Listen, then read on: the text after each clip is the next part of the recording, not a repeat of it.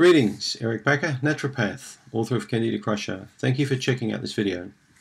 Candida, is it a myth? Is it a hoax? Is it a fake illness? Has it been invented by some people to profit from, from patients' lack of knowledge? Is it pseudoscience? What the heck is it?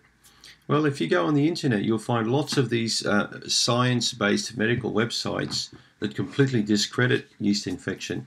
They also completely discredit adrenal fatigue and many other conditions, which I find rather interesting because there's plenty of scientific evidence that will show the exact opposite. The yeast infections are in fact real. It is a credible disease. There's plenty of evidence to suggest what I'm saying is correct. Many mainstream journals talk about Candida albicans being a problem. Many mainstream journals like the New England Journal of Medicine, even the Lancet, there are many gynecological journals.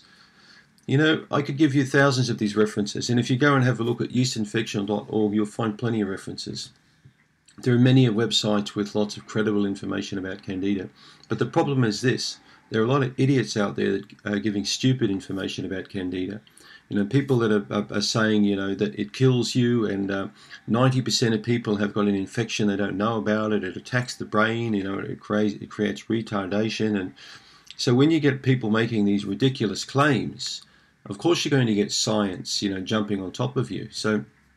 But doctors and scientists themselves can't really claim to be ultra clean themselves. When we look how many problems the pharmaceutical creates and causes, particularly in America, it's phenomenal how we get between 200 to 300 people dying every single day from properly prescribed pharmaceutical drugs.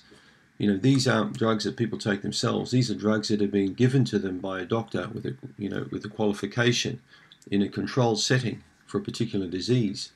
So, this is incredible. If we had one big jet airliner crashing every day, killing the same amount of people, nobody would fly an aircraft.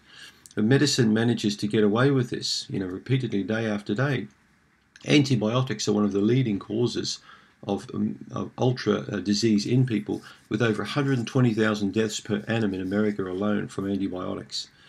So we know that antibiotics kill beneficial bacteria and allow yeast to thrive.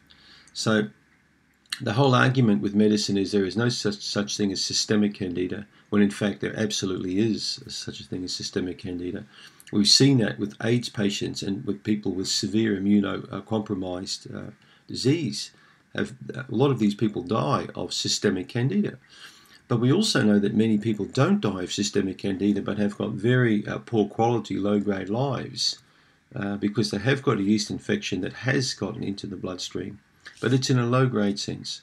So medicine doesn't tend to look at patients with functional disorders. They only tend to look at disease.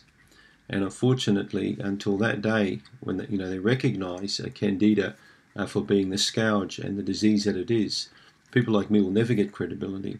We may be another 100 years away from that.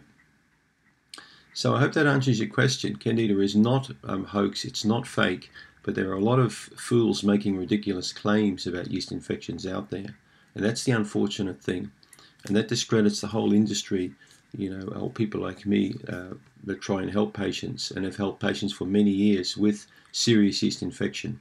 Thousands of patients don't lie. When people recover time after time, you can call it placebo effect, you can call it what you want, but I've certainly seen patients recover from serious yeast infection and systemic infections myself.